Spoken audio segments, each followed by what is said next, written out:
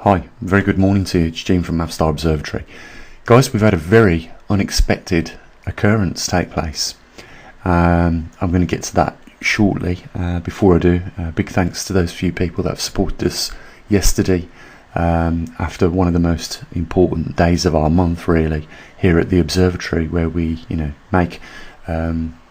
take out the SD cards from the Trimag and the magnetosphere sensor, and we process that data and put it up and pinpoint the magnetic North Pole's latest position. Yesterday I spoke to one of our superstars over in Canada, and he had been running his muon detector, which he's just received this week for the first 48 hours, and he'd given me the results on that, and they was very surprising. Now, we've got a muon detector down in Perth, Australia. We've got one here in the UK, and we've got one now in Canada, and hopefully we will have muon detectors in other locations later this year. I have got to say, I'm in talks with someone at Brazil at the moment.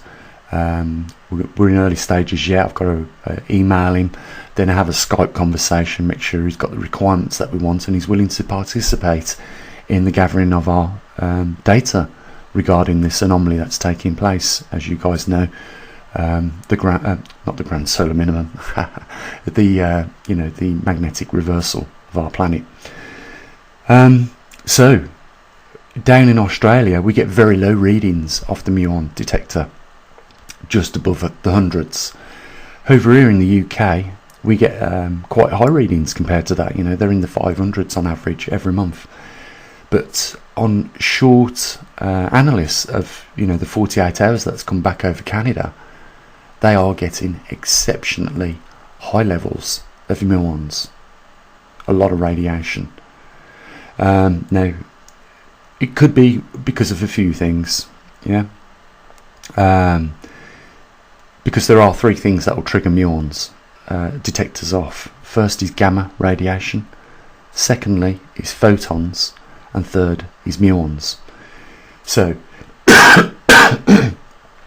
we're pretty confident it's not photons, because the cingulate crystal that's above the light detector, the SIPOM, the silicon photon multiplier, is heavily covered with black electrical tape to stop light penetrating through it, and then on top of that it's in a plastic casing. So I'm confident it's not that. Whether it could be a gamma source of radiation in the location of where the muon detector is another story, or it could simply be that there are a lot of muons raining down over that muon detector in that region. But what has thrown me completely off is you would expect there to be less muons in Australia because of the 60 microteslas of magnetic intensity, as you can see on the left hand chart, creeping up over that continent. So with a lot of magnetic intensity, you would expect a lot of protection in that region.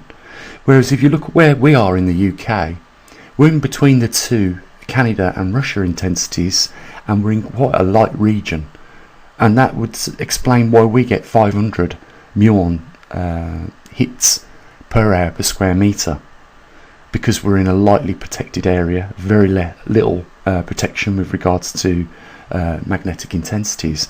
But what has thrown me is, as you can see, Canada, that region, although it is weakening, is still in the regions of 50 microteslas or 50,000 nanoteslas range, and therefore should be like Australia, under a cloak of protection because of that intensity strength.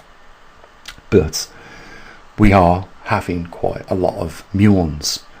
I asked Kendall to reset it, which he did, and then after an hour of resetting it, he said we've already had 6 hits, 6 muons in the hour. When you run that through our calculations, so that we work out how many we get in a square metre per hour, it works out, over a 48 period. I think I wrote it down. To nearly, when you do the calculation, to nearly over 2,000. So 4 times more than what we're getting here in the UK. There are a couple of things we can do just to eliminate any uncertainties. We can ask Kendall to move it around different locations of his house just in case. I don't know. My father has got some of this old green glass, antique green glass, and it contains radioactive material. And we tested it the one day. It was quite funny actually. It was at my dad's house, and he'd got this green ornament with this radioactive glass right at the side of his bed. And I took the Geiger counter down to his house, and I asked him if he got any green glass in particular. I showed him the colour green that I was looking for, and he said, yeah, I've got some at the side of my bed actually like that. So we've done a background radiation check, an ordinary one, and then we put this green glass by the Geiger counter, and of course it was still emitting, radiation off it. And he was quite surprised. He was saying, is it safe to have that by my bed? I said, well, how long have you had it at the side of your bed? He said, about 30 years now. I said, well, I don't think it will make any difference.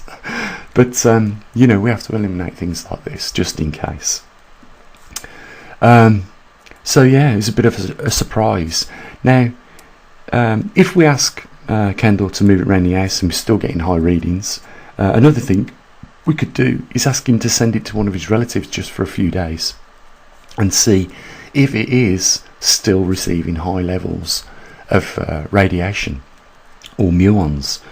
And if that is the case, then we've got to go back to the drawing board, because there could be something different happening over the northern hemisphere compared to what's going on the southern hemisphere. After all, we do have the mid-Atlantic anomaly taking place mainly in the southern hemisphere. So it could be to do with that as the reason why we get low counts. But why should that be? We would expect if we put a muon detector in the mid-Atlantic anomaly, or the lowest region of intensity on our Earth, for those to be skyrocketing. And we were going to find out what's going on here. I mean, sooner or later we're going to get to the bottom of this.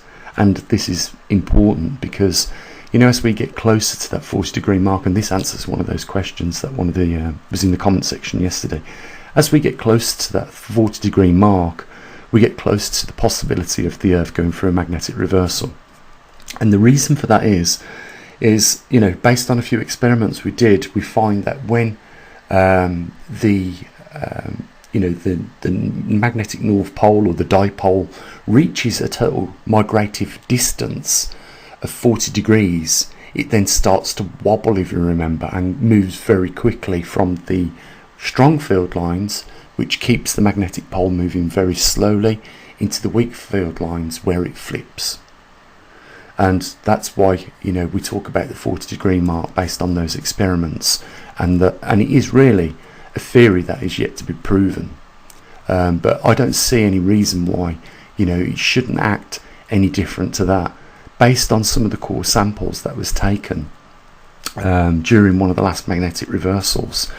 It was said that the rate of speed of the migration at a certain point would have been noticeable if you'd have been watching your compass. So it gives you a bit of an idea as to why that sort of like rebuts that theoretical fact about the 40-degree mark. As soon as it enters the weak field lines, there's nothing there to hold it really in place other than the pull of the opposite polarity, and therefore it moves very quickly through the weak field lines until it reaches its new location, where it flips from north to south, and then over a period of probably another 120 years it still migrates until it reaches back in its position of fixed polarity for that prolonged period of time, if it holds. And the reason why I say that is because there has been magnetic excursions which have had a reversal, but not for long. They've gone back to their original positions, so it's been like a double reversal in a short period of time. So it's interesting times. The reason why I put up the video showing the shrinkage of the intensity over Canada is to give you an idea of the intensity reduction over time, and not only that, show you the rate at which the poles are moving over the top left disc, over the northern hemisphere, and over the southern hemisphere, where you can see the magnetic dipole leaving the Arctic Peninsula, moving its way towards what it seems like Australia. So yeah, guys, it's interesting times, and what we've decided to do is do another count over 48-hour period, get those details back to me, and then we'll make a decision on to whether we're going to move it to a different location. What we want to do is just eliminate any uncertainties in the counts that we're getting, because it is a surprise. Things was looking nice, clear and cut when we got the data back from Australia. We had low counts of just over 100. When we got the data back from the UK, which we've been recording now for some months, we had counts in 500s per hour per meter, and now we have this surprise in Canada for some reason, where the rates are higher than anywhere else on the planet by the looks of it. So we'll keep you informed over the next few days. So we'll end it here, guys. There is a link down there if you want to help support the observatory. We can get more equipment out in the field. It requires raising money to do that. I will say this, it's not just getting the equipment out, new equipment out into the field, it's also maintaining some of the equipment. We've had to maintain equipment in the Gold Coast twice, sending new magnetometers out there because of problems, and recently once out into Hong Kong because of problems. So it's not just a case of building equipment, we have to have some equipment here on standby so that we can get that equipment replaced quickly. I think it was less than a week when Tony had told us in Hong Kong that there was problems with the magnetometer, and within that week we got a new magnetometer sent out to her.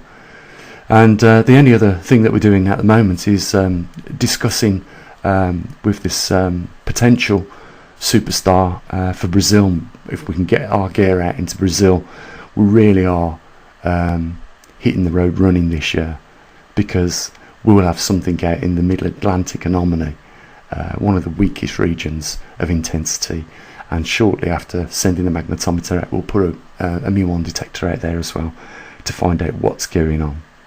Okay guys, I'll leave it there. Links are down there if you want to help support us. I hope you feel that it's well worth supporting, and we'll see you on the morrow perhaps. Okay, as always, bye for now.